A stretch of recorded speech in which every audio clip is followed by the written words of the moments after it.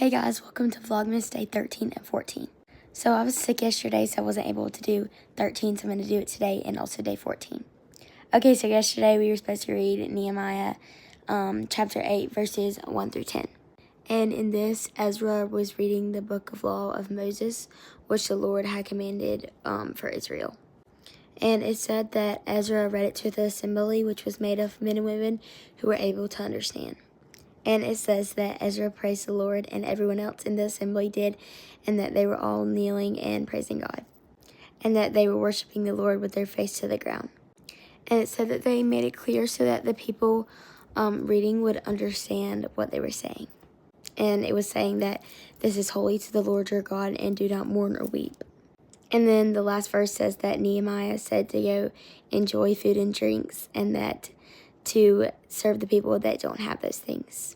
And it ends by saying the joy of the Lord is your strength.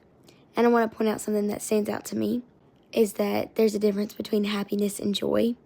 Joy is eternal because it's from God, and God is the only thing that can bring joy. And happiness is just being happy, but it's not joy. There's a difference. Because you can still go through hard things but still have joy. Even if you're not happy, you still have joy because God gives you joy, and you still have God no matter what. And that's what gives you strength. And I know I've gone through a lot of hard things, especially at the beginning of this school year.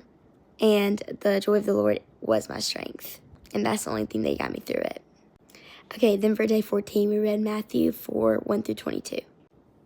Okay, so this is talking about when Jesus was led into the woods to be tempted by the devil.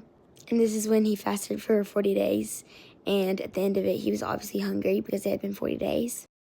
The devil used things from the Bible and tried to tempt him with that and confuse him.